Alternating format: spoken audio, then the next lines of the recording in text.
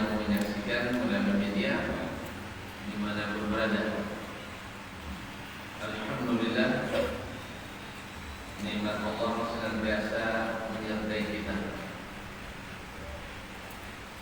Masih diberikan kita nikmat iman, nikmat Islam yang membuat kita merasakan indahnya hadir di rumah Allah ini. Salah satu dari tempat yang paling dicintai Allah.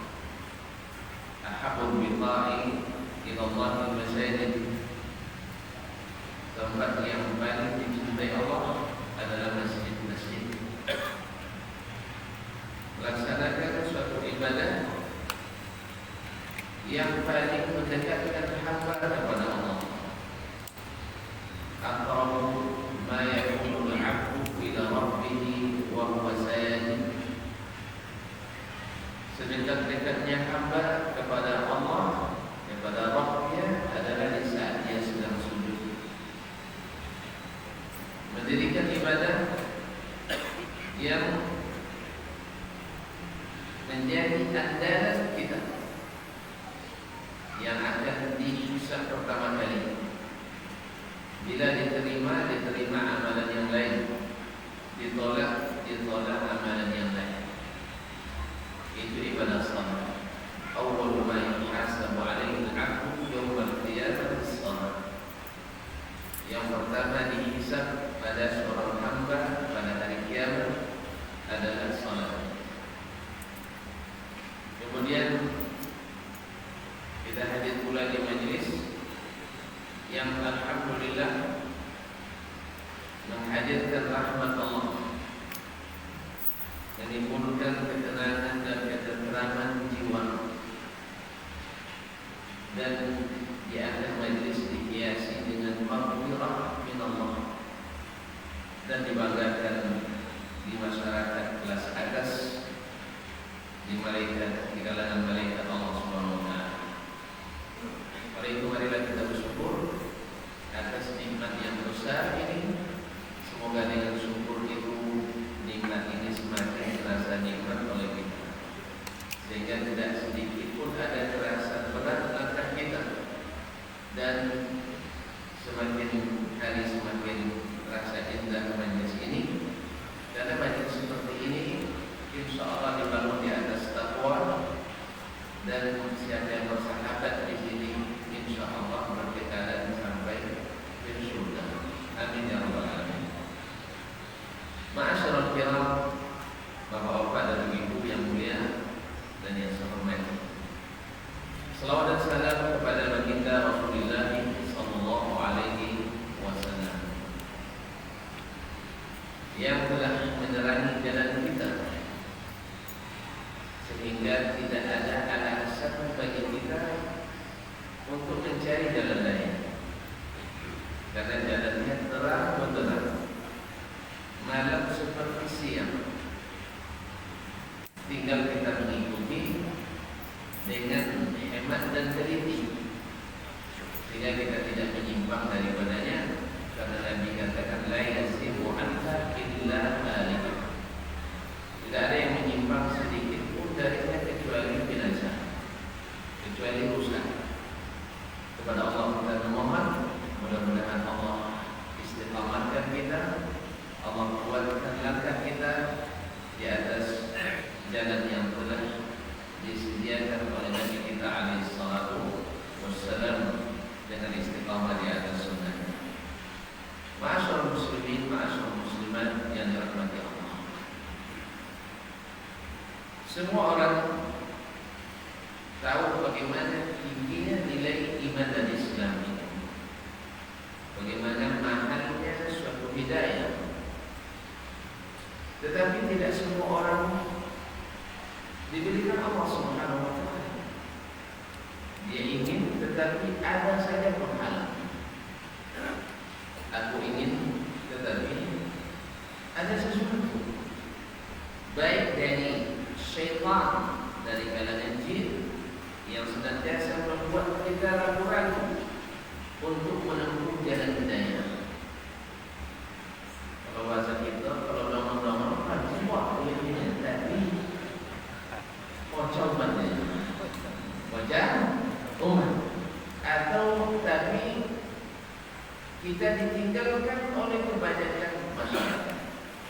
Tapi tidak mungkin mayoritas ini dalam keadaan tidak benar.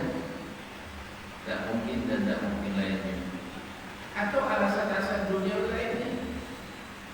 Oleh itu kaum muslimin dan muslimat dirahmati Allah, hidayah ini tidak bisa diwariskan, tidak bisa dihadiahkan. Oleh itu kedekatan kekerabatan, kedekatan atau satu nasab tidak menyelamatkan. Sebagaimana jauhnya nasab, walaupun tidak berkerabat, tetapi kalau mengikuti hidayah, maka dia lebih dekat daripada kekerabatan nasab. Ma'asyiral muslimin, ma'asyiral muslimat dirahmati Allah, pada kajian kali ini kita mengulang kaji, mengingatkan yang lupa, menguatkan yang masih ingat, supaya kita semakin bersyukur atas nikmat hidayah yang Allah berikan pada kita, yang melapangkan hati dan jiwa kita, yang membuat kita tidak terpengaruh oleh bisik dan pengaruh budaya daripada syubhat dan fitnah yang senantiasa mengelilingi kita. Berapa banyak orang yang ingin meragu-ragukan kita dengan hidayah yang Allah berikan. Kalau bukan Allah yang mantapkan, orang yang berkuasa sekalipun, orang yang kuat sekalipun, seperti orang yang tidak punya kuasa dan seperti orang yang tidak kuat sama sekali. Abu Talib radhiyallahu anhu, Abu Talib ketika akan wafat, dan kita tahu semua kita tahu bahwa Abu Talib radhiyallahu ta'ala, astagfirullah, Abu Talib adalah orang yang sangat berjasa kepada Nabi dan otomatis berjasa pada dakwah Islam. Sampai-sampai suatu hari ketika orang Quraisy datang kepada Abu Talib, yang mereka mengatakan, Abu Talib, kamu tahu Muhammad sallallahu alaihi wasallam, mereka tak bilang sallallahu alaihi wasallam, kita, Muhammad ini telah, coba lihat, telah menjelek-jelekkan Tuhan-Tuhan kita, menganggap bahwa kita adalah orang-orang yang tidak berpikir, wasaffah ahlamana, dia akan jadikan kita orang-orang seperti orang bodoh yang tidak berpikir. Kemudian dia rendahkan orang-orang tua kita, nenek moyang kita yang telah merintis agama ini. Ma'asyarul kiram, padahal engkau dengan kami sama akidah. Nah, kalau kau bisa suruh dia berhenti berdakwah atau serahkan pada kami. Kalau tidak bisa dan nyelasin, cek kami, dan kami nyelasin. Subhanallah. Akhirnya Abu Talib datang ke Nabi SAW, ya ibna akhi, sesungguhnya qaumaka atuni wa qalu kadza wa kadza, sesungguhnya kaummu datang kepadaku dan mengatakan ini dan itu, tuntutannya kepadamu. Wa arju alla tukallifani ma la utiq, tolong Muhammad, jangan bebani saya dengan sesuatu yang saya tidak sanggup memikulnya. Ini bahasa apa? Bahasa menyerah. Nabi SAW memahami itu, seolah-olah, saya kata seolah-olah pamanku sudah berserah diri, tidak bisa lagi membela. Begitulah lebih kurang dipahami oleh Nabi SAW. Tetapi kekuatan iman, kekuatan yang Allah berikan, Nabi katakan kepada pamannya Abu Talib bahwa dia itu berdakwah bukan untuk berkuasa, bahwa beliau berdakwah bukan untuk mendapatkan banyak harta, bahwa beliau berdakwah bukan untuk menjatuhkan dan merendahkan budaya, Bahwa beliau berdakwah bukan untuk mengambil kekuasaan orang-orang yang berkuasa, tidak, tetapi adalah karena menegakkan agama Allah Subhanahu wa taala. Walaupun orang-orang Quraisy menuduh Nabi memutus hubungan silaturahim, memecah belah umat. Betul. Makanya bahasa memecah belah umat yang dipakai untuk menolak dakwah kebenaran hari ini sama. Ini diadopsi dari bahasa orang-orang Quraisy dulu, walaupun yang mengatakannya umat Islam sendiri.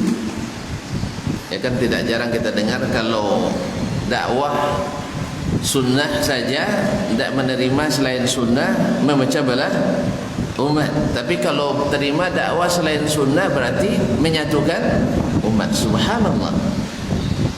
Sesuatu yang sama keyakinan kita kepadanya tidak bisa menyatukan, justru yang kita berbeda-beda keyakinan terhadapnya bisa menyatukan. Masuk dah. Kita selera makan saja, yang satu pemakan, seorang pepuasa, bisa kodok jalan? Bisa kodok jalan? Orang kelompok ini dan sama ini puasa tahu ni.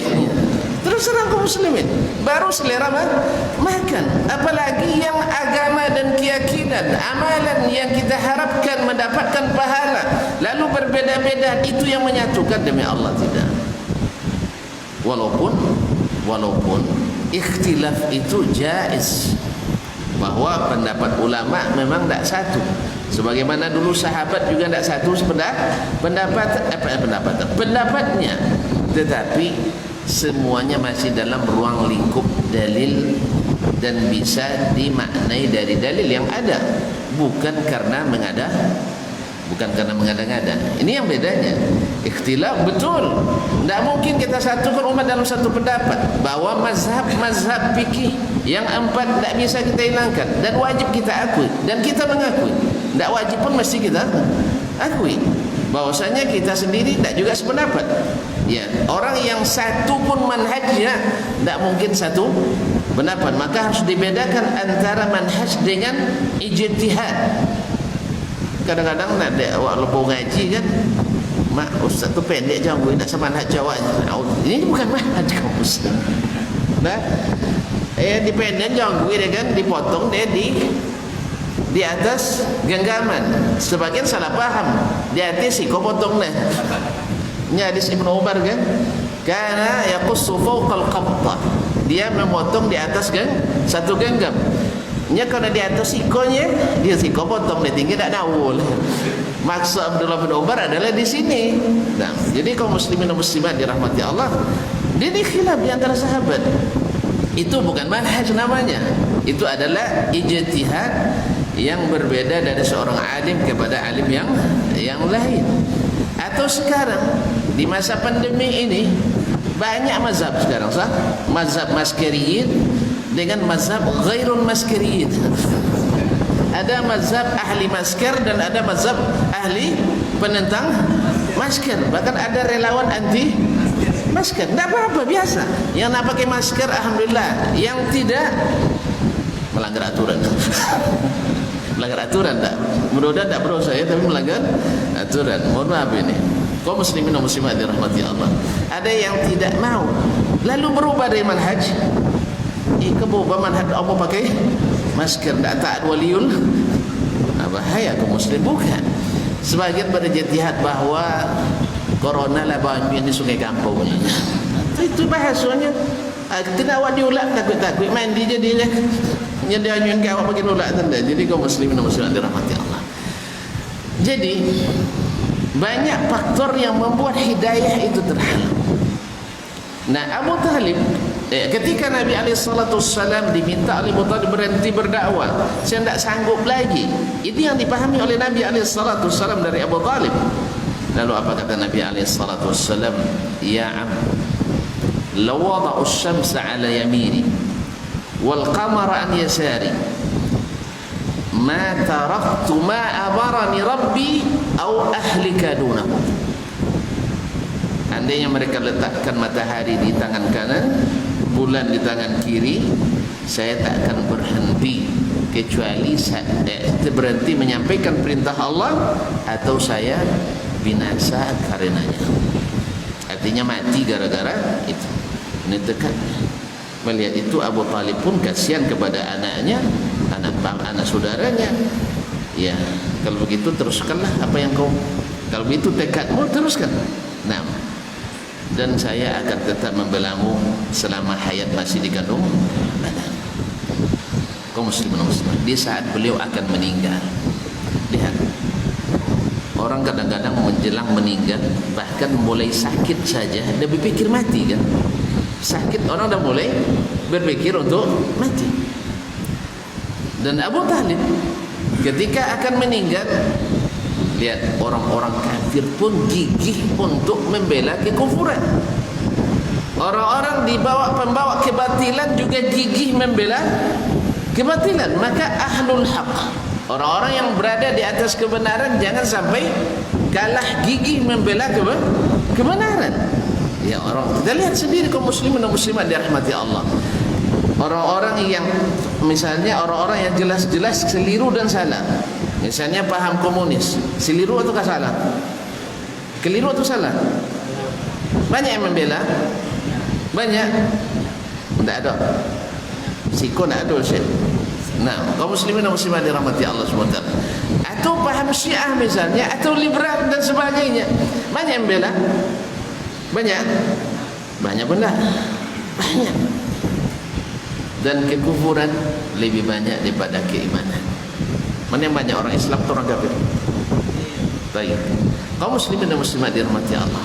Orang-orang yang berada di dalam kesesatan pun gigih untuk mempertahankan dan menjajakan kesesatannya. Maka orang-orang beriman harus tidak boleh kalah gigih memperjuangkan kebenaran. Maka Nabi SAW ketika itu datang ke Nabi SAW dalam hadis yang diriwayatkan oleh Imam Al-Bukhari rahimahullah dari Sa'id bin Musayyib, dari bapaknya Musayyib ibn Hazm, bahwasanya lamma hadarat Abu Talib bin al-wafat, ketika datang ajalnya Abu Talib, artinya maksudnya menjelang wafatnya, ja'ahu Rasulullah sallallahu alaihi wasallam, datang kepadanya Rasulullah sallallahu alaihi wasallam. Karena rumahnya berbeda kan. Nabi kan dah dewasa sekarang, dah beristri dia, dah beranak pula. Istrinya dah mati pun. Khadijah pun sudah meninggal radhiyallahu anha. Datanglah Nabi alaihi salatu wassalam, fawajada indahu Aba Jahlin. Ditemukan di situ ada Abu Jahal. Ngapain Abu Jahal? Jaga gawang. Jaga gawang. Jangan sampai lewat ini. Jangan sampai lewat. Mereka mencari juga kawan-kawannya ya mereka bilang tak neraka sih. Kita yang masuk neraka katanya. Orang-orang Quraisy dulu mereka juga meyakini masuk surga. Mereka merakatkan dalam kebenaran. Nabi yang katanya murtad. Nabi katanya murtad, gila, dusta, murtad, penyair, tukang tenung dan sebagainya. Mereka tidak mengakui Nabi sallallahu alaihi wasallam. Maka mereka berupaya untuk menjaga Abu Talib. Bersamanya ada Abu Jahal dan Abdullah bin Abi Umayyah. Abdullah bin Abi Umayyah ibn al-Mughirah. Faqal, lalu Nabi SAW tak buang-buang waktu. Tak nanya pula Abu Jahal ngapain di sini, tak ada. Ibadah, ya kan? Dia tertunjukkan, ya ammi. Dia langsung, ya am, qul la ilaha illallah. Katakan la ilaha illallah. Subhanallah, kalimatan uhajju biha laka indallah. Hanya satu kalimat, la ilaha illallah, berat baginya. Subhanallah, kaum muslimin dan muslimat dirahmati Allah. Kalimat ini aku jadikan alasan di hadapan Allah untuk membelamu, ya ammi, wahai paman. Subhanallah, kaum muslimin dan muslimin. Jadi dakwah itu sampai detik nafas terakhir, sebelum gargar masih beragam, masih ya sebelum ditenggorokan dia masih bisa. Sebagaimana seorang anak Yahudi, lihat kaum muslimin dan muslimat. Sekarang kan kita ya kalau ada sedikit kerjasama sama Yahudi kafir gitu ya. Ya kaum muslimin, Nabi tak pernah melarang kita untuk berjualan dengan orang kafir. Jelas, selama mengikuti syariat. Tetapi kalau ada hal-hal yang sifatnya keputusan waliul amri, boikot, kita boikot. Tapi kalau kita sendiri nak boikot, silakan. Tetapi jangan menyalahkan orang yang tidak ikut. Ya, antum misalnya biasa makan keju. Kalau tidak makan keju tidak bisa makan. Ini keju cik di Perancis namanya. Itu mati? Nah. Atau motor bos sudah beli Made Perancis. Sudah itu dibakau. Elok? Ya tidak. Ini bukan boikot yang syar'i. Ini boikot yang buang-buang harta, ini dilarang dalam Islam. Ya sebagian masya Allah mengapresiasi dibuang-buangnya makanan yang sudah terbeli. Masuk boikot itu bukan membuang yang sudah ada, yang belum jangan dibeli lagi. Kalau membuang-buang harta itu yang halal itu diharamkan dalam Islam. Jelas. Maka Nabi SAW perang sama Yahudi, perang sama orang Romawi, tapi alat-alat yang diambil dari mereka dibuang. Alat perang yang diambil dari mereka dibuang? Enggak. Yang sudah kita miliki ambil. Tapi yang sebelum ada jangan dibeli lagi. Kalau ada orang kaya nak cepat melepaskannya bagi sama orang miskin, jangan dibuang-buang. Beri sama orang miskin, kan halal kan? Halal. Nah, ini adalah tindakan yang tidak terpuji, tetapi karena kita semangat yang tidak diarahkan dengan ilmu, kadang-kadang justru mengapresiasi. Kalau motor pijet dibakau, bapak pijet sama pigiot, bapak siap 3 juta, tuh ada TV, dan ada TV virusnya. Nah, jadi kaum muslimin dan muslimat dirahmati Allah SWT. Jadi seorang anak Yahudi yang menjadi pembantu Nabi SAW. Lihat, Nabi pembantunya seorang anak ya Yahudi. Di waktu damai kita damai, waktu perang kita perang. Kaum muslimin dan muslimat dirahmati Allah. Ketika anak itu akan meninggal, Nabi datang. Lalu kata Nabi SAW, aslim taslam. Masuk Islam kamu selamat. Qul la ilaha illallah Muhammadur Rasulullah. Lalu dia lihat ayahnya karena sudah mendapatkan bagaimana cerita sang anak tentang kebaikan Nabi SAW di rumahnya. Tentu dia merasa berhutang budi, anaknya begitu dimuliakan. Sebab kaum muslimin dan muslimat, ini anak Yahudi kok datang Nabi, datang menziarahi ketika sakit. Siapa memang tu anak? Kita hanya seorang anak Yahudi yang tidak terkenal, Nabi datang menjenguknya. Pada Nabi adalah khairul bashar, sayyidul anam.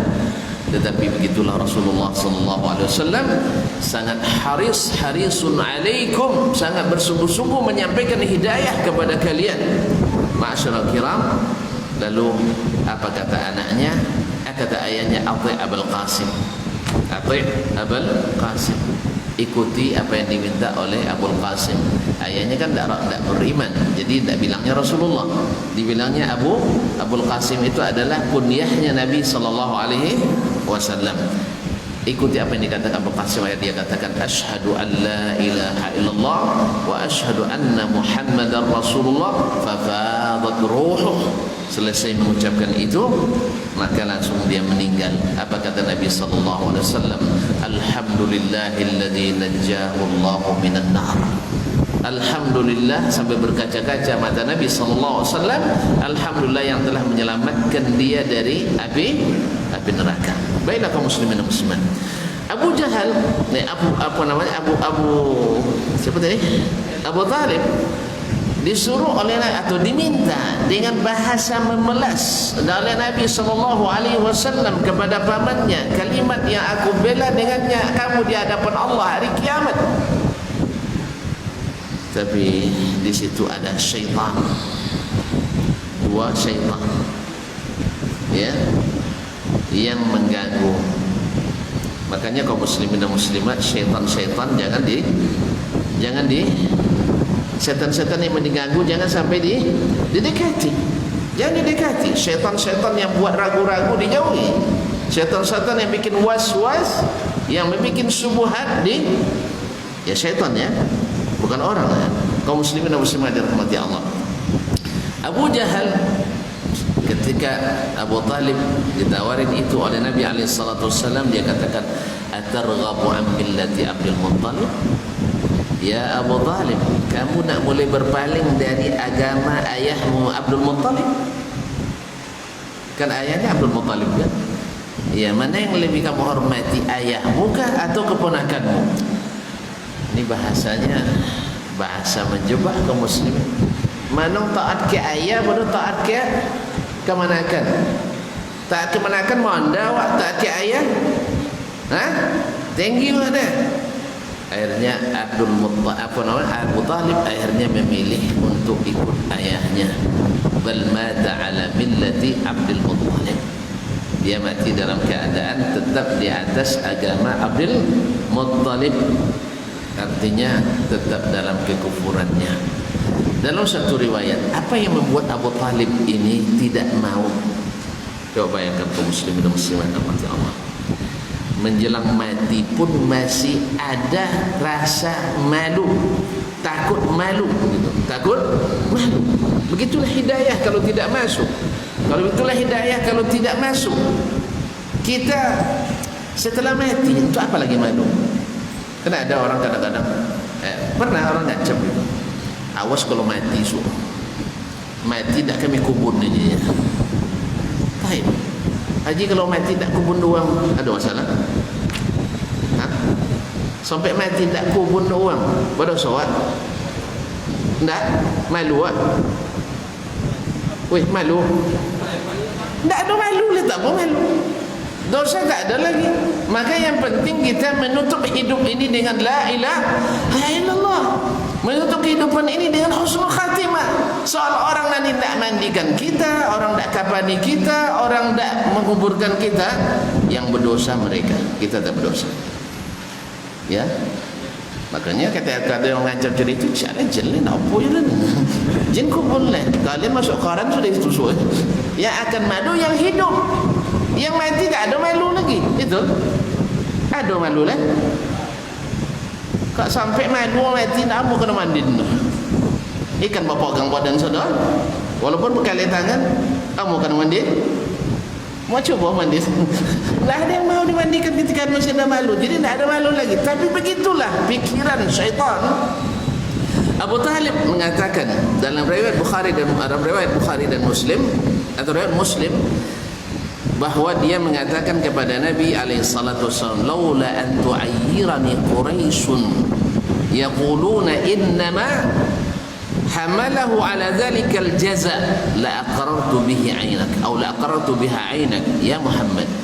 Kalau bukan karena takut nanti dicela oleh orang Quraisy, lalu mereka membicarakan setelah aku meninggal, togedek takut mati, inya mengucapkan la ilaha illallah. Rupanya mereka dihina baginya kalau itu disebut-sebut orang Quraisy setelah meninggalnya. Padahal kaum muslimin dan muslimat orang mati ada lagi malu? Tidak. Kecuali kita meninggalkan dosa-dosa besar. Kecuali kita meninggalkan perkara-perkara besar. Kecuali kita meninggalkan aib-aib besar ketika meninggal. Iyalah malu kita. Setiap nampak, kau josianu dulu punyanya, iya kan? Ya, kamu soji kau, ndak ada orang ngaji tu gede, sianu, atau patut malu punya, ya. Kamu soji kau dijauhi ada uang tu gede sianu, tak malu tak? Wajib malu. Tapi kalau seandainya, ya, sianu tu, ndak orang dia banyak mengikutinya sebab apa? Nyak kau eno nogang sundanya, tu malu ada. Malu? Nah. Jadi kaum muslimin dan muslimat dirahmati Allah SWT, oleh itu marilah Abu Talib akhirnya tidak mengucapkan la ilaha illallah, kalimat yang sangat berharga ini yang diberikan oleh anak saudaranya yang sangat dicintainya, yang senantiasa dibela-belanya, tapi beliau tidak beruntung. Alangkah sedihnya Nabi alaihi salatu wassalam. Tetapi Allah katakan, innaka la tahdi man ahbabta walakin Allah yahdi man yasha. Engkau hai Muhammad tak bisa memberi hidayah kepada siapa yang engkau kehendaki, tetapi engkau yang cintai. Ya, karena bahasanya cinta. Nabi mencintai Abu Talib, tetapi Abu Talib lebih mencintai ajaran nenek moyangnya. Sebenarnya gimana? Karena tadi takut malu setelah meninggal dunianya. Innaka la tahdi man ahbabta walakin Allah yahdi man yasha. Sesungguhnya engkau tak dapat memberi hidayah kepada siapa yang engkau cintai, tetapi Allah lah yang memberi hidayah kepada siapa yang Dia kehendaki. Dulu semasa hidupnya Abu Talib, anaknya yang beruntung masuk Islam.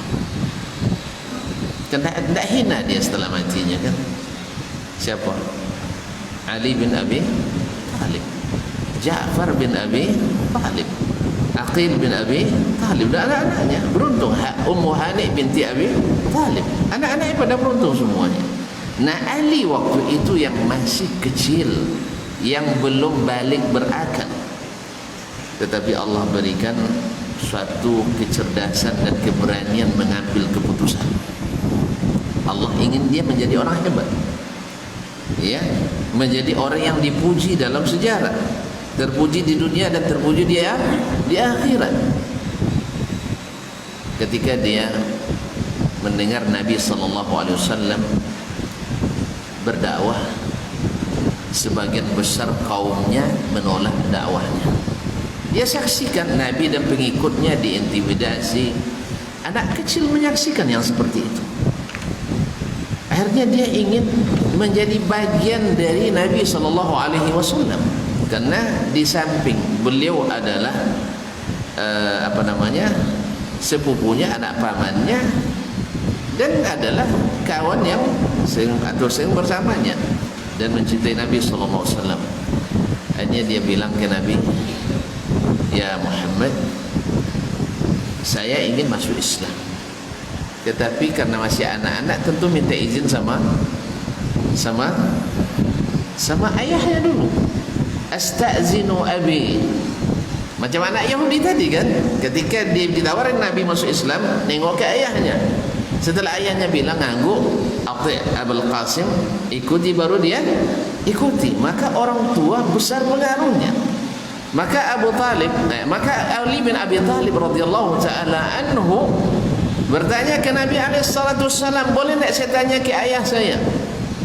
Lalu Nabi isyaratkan, jangan tanya ke ayahmu, sebab ayahmu yang dewasa saja tak berani mengambil keputusan. Nah, kalau kau bertanya ke orang yang ragu, maka kamu akan tambah ragu. Maka kaum muslimin dan muslimat, kalau nak bertanya ilmu dan menambah keyakinan, jangan tanya pada orang yang ragu-ragu. Jelas ya? Jangan tanya ke orang yang ragu. Kalau nak ingin istiqamah, jangan tanya kepada orang yang tak mau ngaji. Mereka kan lain, lo koji masih syuhada tu nangnya. Tu tanya ke orang tak pernah ngaji. Bapak dah, oh itu bahayur ni. Ni tak ngaji. Dia sudah dapat virus bahwa ngaji di syuhada berbahayun. Apa dia bahayun? Sunnah tahu kan jinnya, tak ada bedaan. Subhanallah, kaum muslimin dan muslimat. Rupanya kalau sunnah tahu masalah. Kalau ada bid'ah sekali, bagus ya. Dia onca tu bodoh ya. Kaum muslimin dan muslimat, kita alhamdulillah ala hidayah. Segala puji bagi Allah atas hidayah ini. Dan kita juga memohon kepada Allah supaya hidayah ini diberikan kepada saudara kita yang belum. Karena memang ketika tidak masuk, tadilah Abu Talib, keponakannya sendiri, yang bergelar Al-Amin, yang tidak pernah menyinggung perasaannya, tidak pernah memberatkan hidupnya, tidak pernah tongkau kepadanya. Tapi itu begitulah, dia tak sanggup membuat keputusan. Makanya ketika Ali ingin bertanya ke ayahnya, dilarang oleh Nabi. Kalau kamu sudah yakin dengan ini, jangan tanya kepada yang ragu. Jangan tanya kepada yang ragu. Jangan tanya pengajian pada orang yang tidak ngaji. Jangan tanya pengajian pada orang yang tidak ngaji. Sebab orang yang tidak ngaji, nyamanya mati dengan orang ngaji. Iya, banyak orang haji isau. Apa dia awantin kaji situ Pak? Banyak orang datang nih. Datang ke mana datang nih? Padahal kalau mau berpikir jernih, mau berpikir sehat, banyak orang datang, baik dari luar maupun dari dalam. Amak-amak dan jualan kedai situ semakin, iya nak, semakin laku nak. Ikut ada anak gadis ke, nampaklah orang datang ke. Lama lagi lo nak kita gini itu.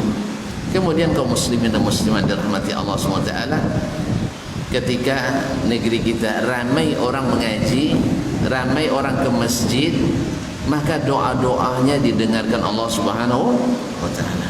Tetapi subhanallah, oleh itu kaum muslimin jangan tanya kepada orang yang, apalagi menanya kepada orang yang membantah, apalagi menanya kepada orang yang kufur kepadanya. Makanya tidak logis ketika kita menuntut ilmu Islam pada orang yang bukan Islam, mencari iman kepada orang yang tidak beriman. Tidak mungkin. Nah, istiqamah kepada orang yang tidak istiqamah. Maka ketika itu Ali bin Abi Thalib dilarang Nabi SAW, jangan tanya ayah. Sebab kalau kau tanya ayah, nanti dia sendiri tidak bisa membuat keputusan. Maka ragu akan melahirkan keraguan. Oleh itu kaum muslimin dan muslimat, samanya kalau nak bini copek, jangan tanya ke orang bini lambat. Tak akan jadi-jadi nak. Iya. Apa nak bini yang copeknya, dan umur 39 mau bininya. Iya. Tapi kalau nak bini copek, tanya ke orang bini copek. Nak bini kakek Ismail boleh tanya punya. Kan copek bini tu. Kalau nak bini capek tanya kayaknya. Kalau bini lambat ke kami tanya. Tapi atau nyosi bini. Apa dalam lambat. Akhirnya Ali bin Abi Thalib radhiyallahu taala anhu langsung mengucapkan la ilaha asyhadu an la ilaha illallah. Jadilah dia tercatat sepanjang sejarah umat sampai hari kiamat. Anak kecil yang pertama berani mengambil keputusan masuk Islam adalah Ali bin Abi Thalib radhiyallahu taala anhu. Nah, kita juga jangan ada kenek malin ngaji, tidak. Kita punya prestasi. Orang yang paling muda yang ngaji dan mengikuti sunnah Nabi sallallahu alaihi wasallam adalah dia paling keneknya kan, paling kenek. Siapa nama paling kenek kan? Masya Allah. Hayakumullah, semoga Allah catat menjadi ahli surga, amin. Kaum muslimin dan muslimat dirahmati Allah SWT. Masuk waktu. Ada kisah cik lain tapi panjang. Selepas isya. Solat isya dulu. Apa adalah azan? Hayakumullah. Fadhal.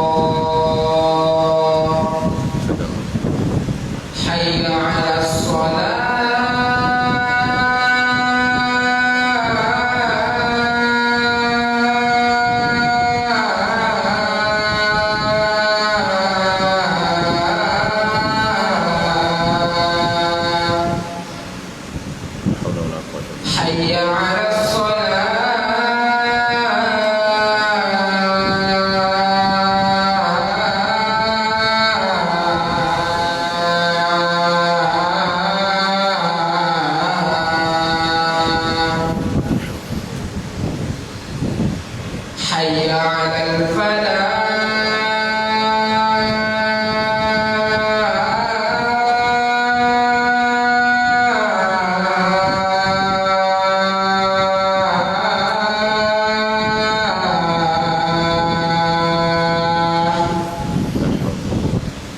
حي على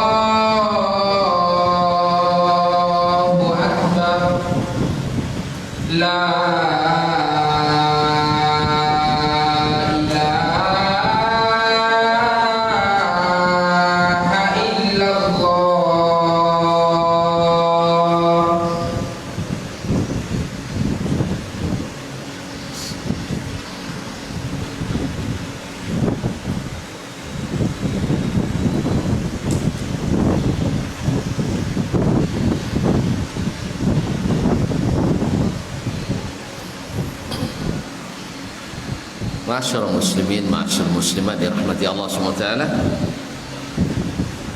Waktu kita selepas azan ini 25 minit. Dia tak boleh lebih. Lepas sukit ni.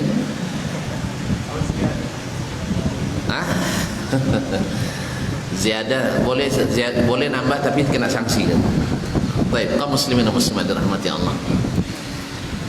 Kisah lain yang menunjukkan bahwasanya ada orang yang ingin sekali mendapatkan hidayah dan dia sudah mendapatkan keterangan yang meyakinkan, tidak ada keraguan padanya, tapi tetap terhalangi untuk menikmatinya karena ada penghalang. Yang sebenarnya penghalang itu kalau dia bisa melewati itu hanya sekedar dugaannya saja, hanya sekedar ketakutan yang menghantuinya, yang sebenarnya tidak terjadi. Kita lihat orang-orang besar sebelum masuk Islam, setelah masuk Islam tambah besar. Sebelum masuk Islam mereka orang-orang hebat, setelah masuk Islam tambah hebat. Contohnya Abu Sufyan sendiri dulu adalah ketua kepala kaumnya, setelah masuk Islam jadi orang hebat. Maka anaknya Muawiyah bin Abi Sufyan menjadi awwalu mulukil Arab, orang pertama yang menjadi raja di kalangan orang Arab dalam Islam. Dulu emaknya Muawiyah ini, ketika Muawiyah masih kanak-kanak, masih kecil lagi, orang-orang wanita-wanita Quraisy waktu itu bilang ke emaknya, ini anak cerdas sekali, ini mudah-mudahan jadi rajanya orang Arab. Kata emaknya, bukan raja orang Arab, raja orang Arab dan Ajam. Jadi bukan hanya raja orang Arab, tapi raja orang Arab dan Ajam. Subhanallah, tingginya himmahnya orang tua ini. Dan akhirnya memang Muawiyah menjadi rajanya orang Arab dan orang Ajam. Raja Islam pertama Muawiyah bin Abi Sufyan radhiyallahu taala anhu wa nabi. Kaum muslimin dan muslimat dirahmati Allah Subhanahu wa taala. Heraklius, kaisar Rom di wilayah kekuasaan Romawi Timur, waktu itu berada di Palestina, di Baitul Maqdis, di Ilya atau di Gaza sekarang. Dia pada suatu malam bermimpi, mimpi yang membuat dia seperti Fir'aun dulu mimpi, bahwa akan ada manusia lain yang akan menguasai kekuasaannya itu. Ketika dia pagi-pagi bangun dan hadir di kantornya, ya di singgasananya, para penggawanya melihat, mana kalian hari ini kok tampilannya sangat keruh gitu, tidak seperti biasanya ceria. Lalu dia bilang, ini ihtalamul ba, saya melihat mimpi semalam, anna malikal khitan qad zahar, bahwa rajanya orang berkhitan, orang yang bersunat, orang yang bersunat sudah mulai nampak kekuasaannya. Lalu para menterinya, para penggawanya mengatakan, kita tidak tahu ada yang bersunat kecuali orang Yahudi, karena Yahudi memang bersunat juga. Sunnata abikum Ibrahim, sunnahnya Nabi Ibrahim alaihissalam. Ibrahim punya anak Ishak dan Ismail. Ismail orang Arab, nah Ishak orang Yahudi. Jadi batuknya orang Yahudi itu Ishak, dan Ishak punya anak Yakub. Yakub ayahnya Yusuf dengan 12 saudara. 12 saudara inilah Bani Israel itu. 12 suku dari anak Yakub alaihissalam, dari Ibrahim alaihissalam. Jadi mereka bersunat sebagaimana orang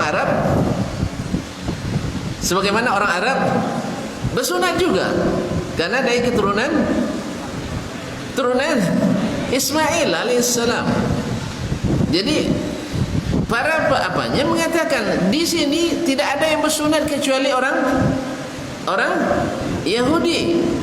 Maka para pembisiknya waktu itu teringat pula pembisik Firaun dulu, bunuh saja seluruh orang Yahudi, kita tangkapin semua orang Yahudi, kita bunuh. Memang nasib Yahudi ini kena usir terus, ya tongkol-tongkol, itu masalahnya. Jadi setiap kemanapun mereka terusir. Jadi di Romawi mereka adalah orang-orang yang terusir, cuma pandai menyogok, itu masalah, pandai nyogok. Jadi memang kuah Yahudi ahli sogok. Jadi siapa nak pandai nyogok, belajar ke Yahudi. Kaum muslimin dan muslimat dirahmati Allah, mereka bisa memberikan apapun, bahkan wanita pun mereka berikan untuk nyogok. Allah musta'an. Jadi Heraklius bilang, "Enggak, ini bukan Yahudi. Coba kalian cari lagi, tahu ada enggak orang-orang lain yang bersunat?"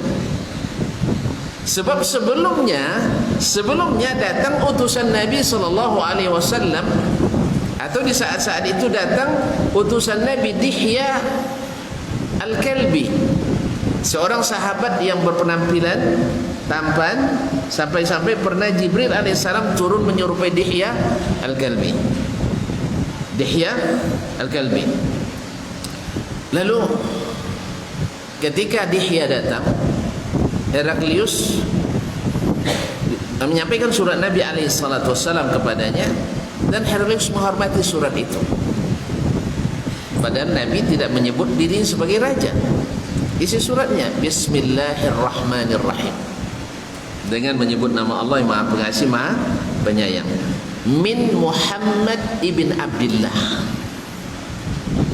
min Muhammad bin Abdullah, Abdillahi wa Rasulih, dari Muhammad bin Abdullah, hamba Allah dan Rasulnya, ila Herakl azimur Rum, kepada Heraklius pembesar Romawi. Jadi Nabi subhanallah, jadi khitab kawan-kawan kaum muslimin muslimat dirahmati Allah, kita kepada mad'u, tolong jangan pakai kata-kata yang merusak hati. Ya, kadang-kadang kita semangat pula untuk merendahkan orang, ya, padahal sesama muslim. Jangan memakai kata-kata yang tidak menyenangkan. Kalau dia buaya, panggil buaya, jangan bilang buaya. Kan kita mau mendakwakan yang hak juga dengan cara yang hak. Ini Nabi SAW yang didakwanya orang kafir, tapi dia kan azim, pembesarnya, kaisar, azimir Rum. Maka hindarilah kata-kata yang tidak menyenangkan, sekalipun orang tersebut tidak sependapat dengan kita, tidak sepaham dengan kita. Karena dakwah itu harus juga disampaikan dengan cara yang hak. Padahal Nabi bisa saja bilang ilal kafir Ya, ilal kafir Heraklius. Tak ada masalah sebenarnya. Tapi tak. Dia letakkan posisinya azimir Rum. Coba lihat. Jelas ya? Jadi tinggalkan kata-kata yang merusak hati, merusak hubungan sesama manusia, bahkan sesama, apalagi sesama kaum muslimin. Ya, hindari kata-kata yang merendahkan, karena sesungguhnya kita sebenarnya bukan untuk mencela, tapi untuk mengajak dan berdakwah. Karena sesungguhnya kita tidak tahu, orang yang belum dapat hidayah hari ini mungkin besok lebih duluan dari kita dapat hidayah dan masuk surga lebih duluan dari kita. Kita tidak tahu. Maka tidak baik kita menggunakan kata-kata yang mendiskreditkan, kata-kata yang merendahkan, kata-kata yang menghina dan sebagainya. Kalau orang lain menghina kita, sebagaimana Nabi juga dihina. Nabi dibilang majnun, gila. Kita kan tak bilang gila kan. Paling-paling dibilang koi koji. Itu aja. Soalnya kan tak dikoi dah. Dek koi tau so dek hati masih. Dek hati masih koi. Begitu tuntun kan tak koi kan? Hah? Kalau koi berarti hatinya si koi. Kau muslimin dan muslimat. Kita menyampaikan yang disampaikan oleh yang sangat lembut, Rasulullah sallallahu alaihi wasallam. Kita menyampaikan ayat Al-Quran dan hadis Nabi alaihissalatu wassalam. Tetapi orang-orang yang mendengar waktu itu keras baginya, sehingga Nabi dituduh memecah belah umat. Kaum muslimin dan muslimat dirahmati Allah. Ila Hirakl azimir Rum, pembesarnya orang Romawi. Pembesarnya orang Romawi. Assalamu ala man ittaba'al huda. Semoga salam keselamatan bagi siapapun dia mengikuti hidayah. Karena dia belum Islam kan, maka dia bilang assalamualaikum. Lakin assalamu ala man ittaba'al huda. Keselamatan bagi siapa yang mengikuti hidayah. Kalau dia ikut hidayah. Nah, kaum muslimin dan muslimat dirahmati Allah. Sebelum surat ini sebelum surat ini atau sesudahnya dibacakan kepada ini Heraklius yang isinya tadi aslim taslam, masuk Islamlah kamu, kamu selamat. Selamat apa? Kekuasaannya selamat, karena tidak akan diperangi. Kekuasaannya tidak akan diperangi. Tapi kalau dia tidak Islam dan menghalangi dakwah, kemungkinan diperangi. Perang dua martabat, kalah atau menang. Kalau kalah, habis kerajaan. Kalau menang, diulang lagi. Itu kan ada ulangannya lagi. Oleh sebab itu kaum muslimin dan muslimat, jadi masuk Islamlah kamu selamat. Kekuasaanmu selamat, kerajaanmu selamat, rakyatmu selamat, dan kamu selamat di dunia dan di akhirat. Ya, baik. Fa in aslamta atau fa in tuslim yu'tikallahu ajraka marratain. Kalau kamu masuk Islam, Allah berikan, Nabi memberikan harapan kaum muslimin. Kamu selamat, tidak ada masalah. Kemudian kamu diberikan Allah pahala dua kali lipat. Para ulama menyebutkan orang yang berpuasa, lalu dia dengan kuasanya dia masuk Islam, dengannya orang bebas masuk Islam, maka dia dapat pahala dua kali lipat. Sebagian mengatakan tak, seluruh orang Bani Yahudi dan Nasrani bila masuk Islam diberi pahala dua kali lipat. Kenapa? Mereka adalah orang-orang yang sama-sama agama samawi. Bahkan sebagian ulama lebih daripada itu mengatakan bahkan agama manapun yang masuk Islam diberi pahala dua kali lipat. Wa in kafarta atau wa in ankarta fa alayka ithmul arisiyin. Kalau engkau tidak masuk Islam, hai pembesar Romawi, maka engkau menanggung dosa orang-orang rakyat-rakyat jelatamu, para petani, para nelayan, dan orang-orang kerja kasar lainnya. Kenapa? Karena orang-orang seperti itu akan terhalang masuk Islam, karena mereka takut. Ya, mereka takut pada penguasanya. Kalau masuk Islam nanti bisa dibunuh, bisa disiksa dan sebagainya. Maka engkau menanggung dosa-dosa mereka yang tidak masuk Islam. Karena masuk Islam itu di sisi Allah wajib. Kita tidak boleh maksa, tapi Allah baginya wajib. Karena Allah jelaskan petunjuk. Allah tunjuk ini jalan baik, ini jalan buruk, ini jalan Islam, ini jalan kafir. Siapa yang masuk Islam maka diberikan surga. Siapa yang tidak maka siap-siap kekal di neraka. Ma'asyiral kiram, ma'asyiral muslimin dan muslimat dirahmati Allah. Nah, akhirnya karena mimpinya tadi, akhirnya Heraklius menghormati surat Nabi sallallahu alaihi wasallam. Karena hati kecilnya juga sudah merasa dengan bahasa Nabi yang bagus tadi, kemudian mimpinya tadi bahwa akan dikuasai, akan datang penguasa baru dari orang yang berkhitan, lalu disuruhnya, diperintahkannya kepada para polisinya untuk memeriksa Dihya Al-Kalbi tadi, utusan Nabi ini. Ya, tadi kan dia dapat berita Yahudi saja yang berkhitan. Sekarang ini orang Arab nih, dari seorang yang mengaku jadi Nabi, ya, utusan dari seorang yang mengaku jadi Nabi, tolong periksa dia. Akhirnya terpaksa dibawa, diperiksa, dilihat apanya, ternyata bersunat. Maka dia katakan, berarti yang dimaksud dalam mimpi saya itu bukan orang Yahudi, tapi adalah orang Arab ini. Lalu dia perintahkan, tolong cari di negeri kita ini, di Syam, mulai dari Syria sampai ke Palestina, dicari siapa orang Arab bawa ke sini, orang-orang berkhitan. Apa pula waktu itu Abu Sufyan dengan 9 orang orang temannya, pembesar Quraisy, sedang berniaga di Gaza, jalur Gaza sekarang. Sebab masa itu masa perjanjian gencatan senjata antara Nabi dengan orang-orang Quraisy. Ya, masa itu setelah Sulhul Hudaybiyah. Kalau sebelumnya orang Quraisy tidak bisa lewat, tidak bisa mereka berdagang. Paling-paling mereka ke Yaman misalnya, ke Syam takut, sebab mereka harus melalui jalur utara. Jalur utara itu adalah jalur melalui Madinah. Artinya di kekuasaan orang-orang di Madinah, Nabi alaihissalatu wassalam, mereka tidak bisa. Di saat damai gencatan senjata tersebut, mereka hanya bisa lewat sampai ke Syam. Nah, pas waktu itu pula datang utusan Nabi tadi, Dihya, membawa surat Nabi SAW. Kemudian Dihya diperiksa, ternyata berkhitan. Akhirnya korbannya Abu Sufyan. Sebab kalau ditanya ke Dihya, pasti Dihya kan orang Islam, pasti nyebutnya yang baik, yang baik-baik. Dia ingin cari orang yang murni jawabannya, tidak ada kepentingan di dalamnya. Kalau tuan-tuan tanya, yang biasa ngaji dengan saya, tanya tentang Dasman, pasti good looking, ya pasti itu.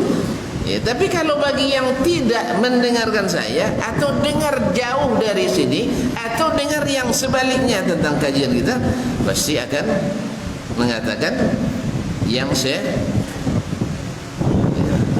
ya tergantung, kalau jujur.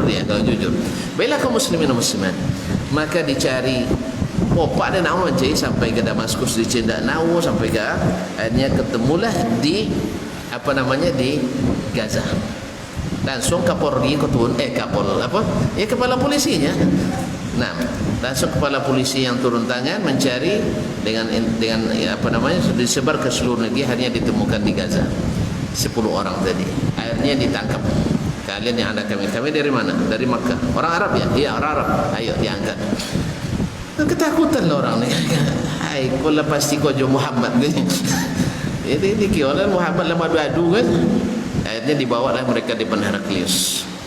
Lalu Heraklius bertanya, kalian pengikut Muhammad atau tidak? Tidak. Kami justru memusuhinya. Terus kata Heraklius, siapa di antara kalian yang paling dekat nasabnya dengan laki-laki yang mengaku Nabi ini, Muhammad ini? Lalu Abu Sufyan dibilang, saya yang paling dekat nasabnya. Saya yang paling dekat. Yaitu Abu Sufyan paling dekat nasabnya dengan Nabi SAW.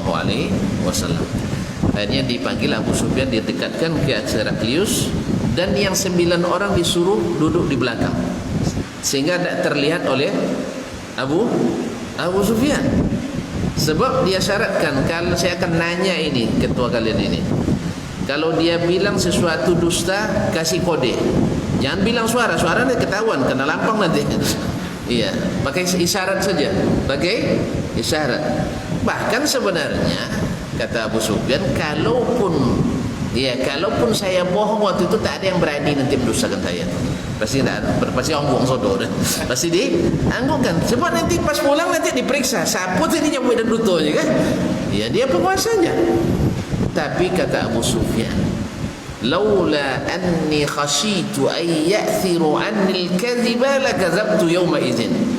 Kalau bukan karena takut saya pernah berbohong dan bahan cerita di Makkah nanti orang pendutusan saya.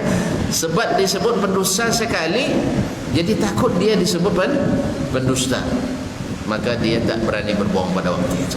Ini dikatakan oleh Abu Sufyan setelah masuk Islamnya. Jadi dia katakan sesungguhnya jujur seperti apa adanya. Banyak pertanyaannya, tapi karena waktu dibatasi oleh beliau, diantaranya adalah ya, apakah dia, pertama ditanya kaifa huwa fikum, bagaimana dia di kalangan kalian. Abu Sufyan mulai semangat mencaci, kan orang gila jendulin ini, orang gila, pendusta, tukang sihir dan sebagainya. Kata Heraklius, stop, saya tidak suruh kamu mencaci dia, saya tidak suruh kamu mencela dia, saya ingin bertanya keadaannya, saya tidak perlu provokasi. Nah, kalau gitu silakan tanya, kaifa nasabuhu fikum, bagaimana nasab? Oh, dia nasabnya nasab tinggi, nasab tinggi. Ya, orang tuanya, keluarganya orang-orang terpandang di Makkah. Baik. Hal kana ahadun mimman qablahu yad'u bima da'a ilaih? Adakah orang dulu sebelum dia yang mendakwahkan ini? Kata mereka tidak ada, hanya dia sendiri. Baik. Hal kana min ajdadi wa min abahi malik? Ada enggak raja dari kalangan keluarganya dulu? Juga enggak ada. Sebab kalau seandainya ada raja berarti dia menuntut kerajaannya, dan seterusnya.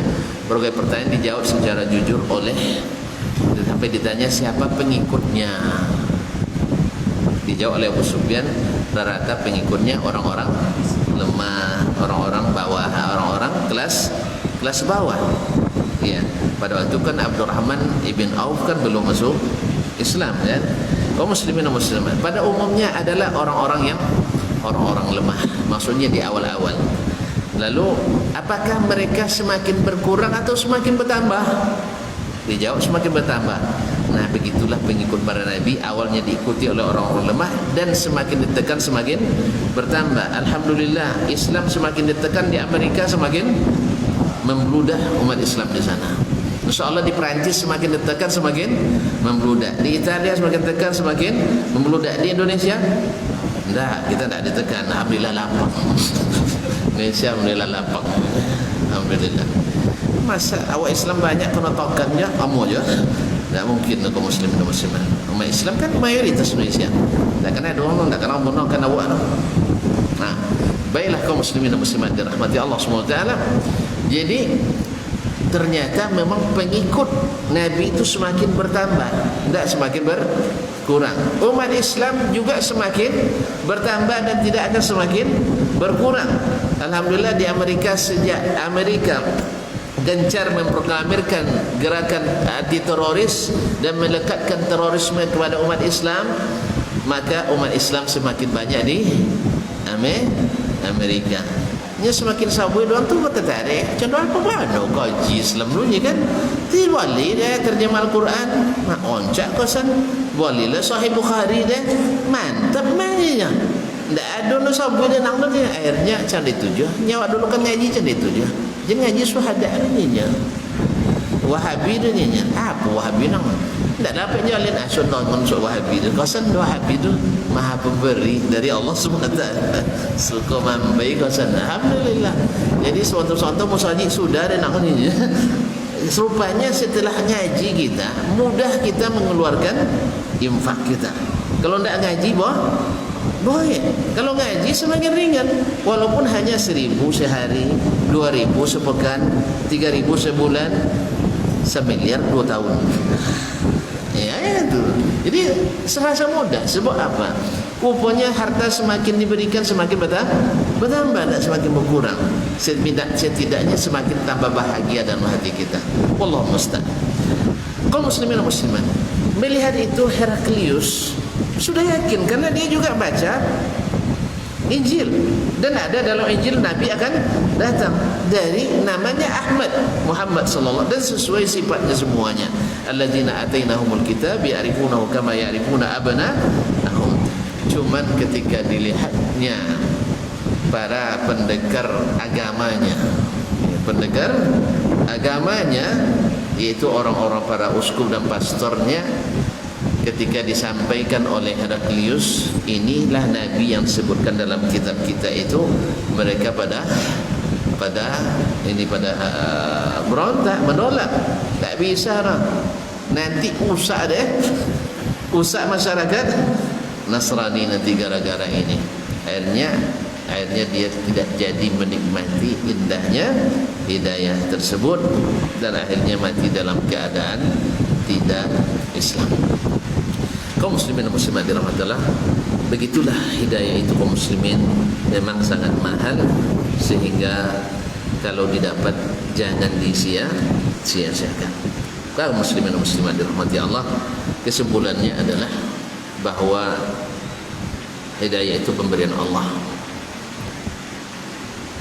dan oleh sebab itu kita minta kepadanya. Keinginan kita saja belum tentu mendapatkan. Cinan belum tentu. Abu Talib sebenarnya ingin, Heraklius ingin, tetapi tidak diberikan. Oleh sebab itu mesti kita minta, ihdinas siratal mustaqim. Dan diminta juga dengan usaha. Kita minta hasil, misalnya ikan kita besar-besar, tentu diusahakan dengan kasih pakan yang sehat-sehat. Ya, gota kita harus banyak, banyak gota kan? Tentu diberi pupuk yang sehat. Sawit kita atau jualan kita harus laku misalnya, maka berjualan dengan jujur dan sebagainya. Kaum muslimin dan muslimat dirahmati Allah, usaha kita mencari hidayah di antaranya adalah dengan senantiasa berada di majelis ilmu. Yang ketiga, jauh dari atau menjauhi lingkungan yang tidak mendorong kita dapat hidayah, kecuali kita dekat dalam rangka berdakwah. Misalnya ada lingkungan yang hidayahnya tidak terlihat, ya, tetapi kita perlu mendakwahi lingkungan itu, dan kalau kita kokoh, itu adalah usaha yang luar biasa. Yang keempat, karena dia mahal, maka kita harus bersemangat, semoga semakin banyak yang mendapatkannya. Sebab yang mengajak orang dapat hidayah dapat pahala seperti orang itu. La yahdiyallahu bika rajulan wahidan khairul laka min humurin na'am, kata Nabi SAW. Andainya Allah beri hidayah kepada satu orang dengan perantaraanmu, lebih baik daripada kamu memiliki unta merah. Unta merah itu mahal katanya. Saya belum pernah nengok. Ustaz pernah nengok Ustaz? Tak juga ya. Mungkin tak level kita nengoknya barangkali. Katanya mahal. Kalau saya tanya ke syekh di sana, dia bilang seharga Mercedes Benz terbaru katanya. Mercedes berapa harganya? Tak jawab ya. Awak kelas-kelas apa Anza sih? Kaum muslimin dan muslimat dirahmati Allah, ya nongol tahun jauh dokek-dokek 2 miliar kan? Dokek-dokek 2 miliar. Dapat seperti itu oleh kita karena memberikan hidayah, mendatang ke atau menularkan hidayah kepada saudara kita yang lain. Yang kelima, bahwa dalam menyampaikan hidayah kita memerlukan uslub, gaya bahasa yang menyenangkan. Nabi SAW mengirim surat dengan bahasa yang mengangkat orang yang akan kita dakwahi, bukan justru merendahkan. Imam Asy-Syafi'i rahimahullah pernah menegur muridnya ketika menyebut seorang perawi kadzab, pendusta besar. Kata Imam Asy-Syafi'i rahimahullah, layyin ibaratak, layyin ibaratak, haluskan bahasamu, haluskan bahasamu. Kalau orang tidak menyenangi ungkapan itu, kita tinggalkan. Tak ada salahnya kita tinggalkan dan berikan bahasa yang lebih menarik untuk bisa dicerna dan dipahami serta diikuti. Yang ketujuh,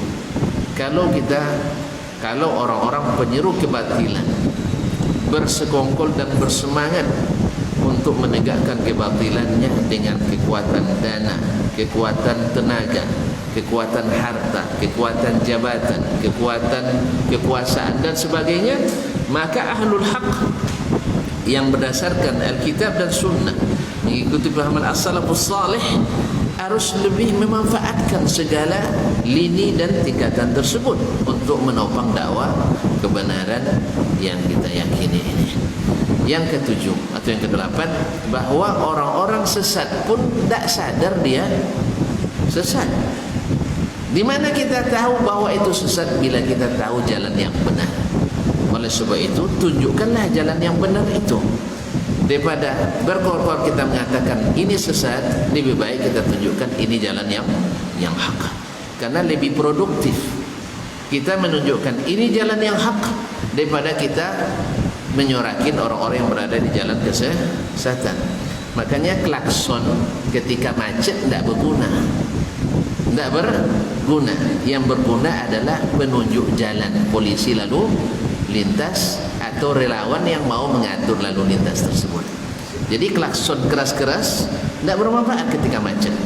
Kita sekarang kan sering macet karena ada yang melanggar aturan agama. Tidak ada agama dimasukkannya. Kan macet jadinya kan. Lemah umat jadinya. Akhirnya bertembung di tengah-tengah. Akhirnya main klakson. Tidak menyelesaikan masalah. Maka klakson jangan bunyikan di saat ramai. Tambah pelik kita. Tambah sakit hati dah. Ini tak ngeratiangnya bawa lalu datai. Kan itulah mau gitu lah kan. Kalau tak lah kalau dia bagang kalau dia kan. Sebaiknya jangan banyak main klakson. Ya kalau perlu kita berikan jalan. Ya kalau harus berpikir kita dengan tenang. Kalau ini dibiarkan dulu akan lapang, maka kita mengalah dulu. Biarlah terlambat 5 menit, biar lewat orang itu semua dulu. Jangan disorong terus. Ini tidak sebelah sini nyorong, sebelah sini nyorong, di mana mau keluar? Kan gitu kan? Jadi ada kalanya kita harus mundur selangkah. Harus mau berdialog dan bertemu. Harus mendengarkan. Nabi SAW sering duduk dan beradu lutut dengan orang-orang yang tidak tahu, orang kafir. Apalagi yang kita dakwai adalah kaum muslimin. Yang ke-9, bahwa hak orang yang harus dimuliakan sekalipun belum mendapatkan hidayah wajib diberikan. Kalau haknya dia dipanggil dengan panggilan bapak, panggil bapak. Jangan bawa amjad. Jangan bawa am. Nya kadang dengan panggilan tu hati nan sakit lah 20 tahun bisa bota dah. Maknanya bawaan kini lah bawa juga dan alhamdulillah damai. Ya. Ya serius ini kaum muslimin. Ada orang yang saya damaikan dengan panggilan ocu. Nya dulu bawa ngajinya. Lalu dia mulai tahun tak bersopan. Sudah itu semua membawa anda ocu bu yang bawa. Alhamdulillah semuanya membawa ocu. Damai dengan izin Allah. Kemudian bahasa yang baik tadi. Jadilah kaum muslimin dan muslimat dirahmati Allah SWT. Yang ke-11, jangan minta hidayah kepada orang yang tidak mendapatkannya sia-sia. Atau jangan minta pendapat kepada orang yang ragu berpendapat. Karena orang yang ragu tidak bisa mengambil keputusan. Maka ambillah kepada mereka yang sudah mantap. Jelas? Jadi tadi Ali bin Abi Talib minta pendapat ke ayah. Jangan, kata Nabi, ayah tidak pernah masuk Islam begini lah. Itu kan minta pendapat kayaknya pasti dia tagang dia orang kenek pun soal lagadang ni je. Lagadang soal nampak lah Cina ke orang kafir kan. Tak jadi yang mau dapat hidayah. Oleh sebab itu mulailah dengan sedikit kecil tapi orang yang berkeyakinan dan tidak ada keraguan padanya. Sebab kalau terlalu banyak kita dengar subuhat ini kita tak pernah yakin kita. Maka jadikan keyakinan kata bahwa ilmu yang hak itu adalah dalam wahyu Al-Quran dan sunnah Nabi, kemudian diterapkan dengan sempurna oleh sahabat bersama Nabi SAW dalam urusan agama ini. Kalau urusan dunia bersifat dinamis, urusan sarana alat itu bersifat dinamis. Mikrofon itu alat, bukan ibadah, bukan bagian dari agama walaupun digunakan untuk kegiatan agama. Ini live streaming, Ya, itu adalah alat yang tidak merubah cara beribadah kita, tidak menimbulkan ibadah baru. Sebagaimana juga ilmu yang kita tuntut, dulu tak pakai bangku, sekarang pakai bangku. Dulu tak pakai mendaftar, sekarang pakai mendaftar. Dulu tak pakai SPP, kini pakai SPP. Ustaz dulu ceramah tak pakai amplop, kini kata maaf ya sih, tak dapat cara kini tak. Sebab kalau tak sempat ditolak, wangi ustaz lain, rusak pasar orangnya, merusak pasaran ustaznya, itu masalah. Ia terpaksa temonya ada ni juga. Jadi kaum muslimin dan muslimat, jadi banyak yang berubah tapi tidak merubah agama, kecuali dengan amplop berubah kaji, itu lain. Ya, kalau berubah kaji gara-gara amplop, itu tidak boleh. Tapi kalau nama amplop sudah ngaji, kalau itu guru-guru dah boleh mengaji lah, kan ilmu jawabnya. Jadi oleh sebab itu kaum muslimin dan muslimat, maaf ya, terpaksa membela korf. Astagfirullahaladzim, astagfirullah. Baiklah kaum muslimin dan muslimat, dari sekian dan masih banyak pelajaran yang bisa kita ambil. Yang jelas, yang inti daripadanya sebenarnya kita ingin, tetapi banyak yang membuat ragu. Maka tinggalkan segala yang membuat kita ragu itu, dan pergilah kepada orang-orang yang yakin dan teguh. InsyaAllah hidayah itu akan menyapa dan kita akan hidup bahagia. Ada hadiah 3 dari Kiai Haji Ismailnya. Entah untuk siapa saya tidak tahu. Katanya untuk yang menjawab pertanyaan. Nah, pertanyaan pertama, judul kajian kita hari ini paling cepat. Judul atau temanya? Tapi titik-titik nampak. Iya, dari jawab batal jadinya kan. Ini harus tanda tangan dulu. Nah, sebutkan salah satu ayat yang menunjukkan bahwa hidayah itu ada di tangan Allah. Ulang lagi. La tahdi walakin Allah yahdi. Ulang lihat sampai topik.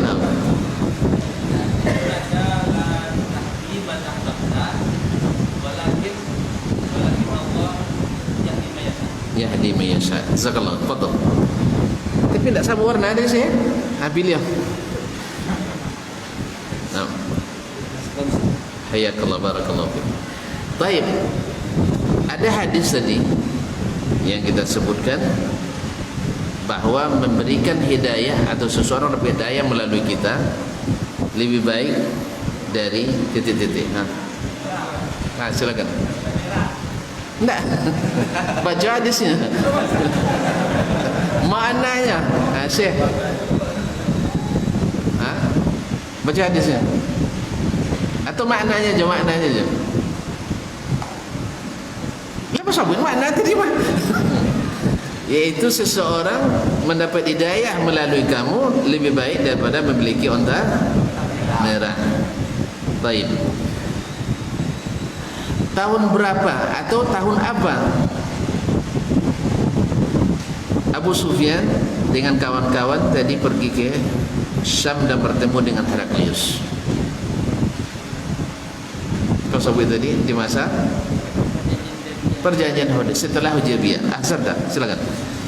Jadi setelah perjanjian Hudaybiyah, sebelumnya mereka tidak bisa karena masih suasana belum gencatan senjata. Tapi setelah Hudaybiyah terjadi gencatan senjata. Dan orang-orang dulu, masya Allah, orang Islam dari dulu selalu menepati janji. Yang selalu membatalkan adalah orang-orang kafir. Baik.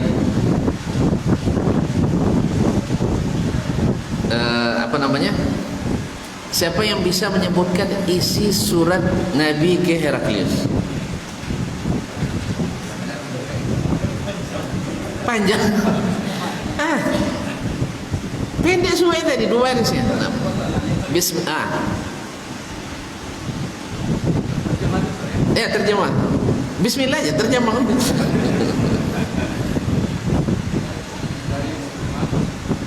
Tidak, bismillah dulu. Bismillahirrahmanirrahim. Ayo.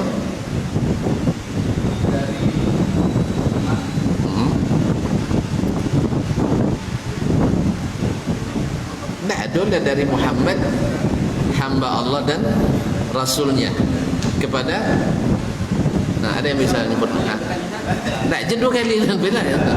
Syekh silakan.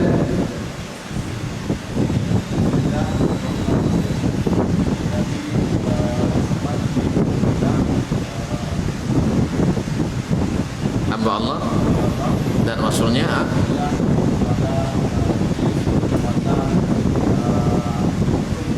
Masya Allah.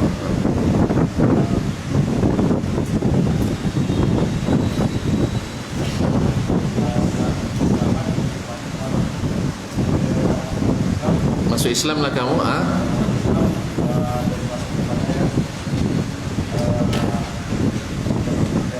Nah, kamu selamat dunia dan akhirat ya.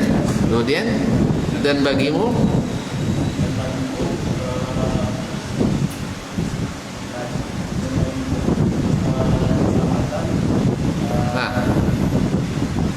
pahala 2 kali lipat. Taib. Kalau enggak tanggung dosa orang sodor. Taib, silakan. Silakan. Barakallahu. Ada pertanyaan? Alhamdulillah. Memang jauh langsung sodor. Terima kasih. Kita tutup sampai di sini. Mudah-mudahan bermanfaat. Salah dan silap mohon dimaafkan. Subhanakallah bihamdik, asyhadu an la ilaha illa anta, astaghfiruka wa atubu ilaik. Wassalamualaikum warahmatullahi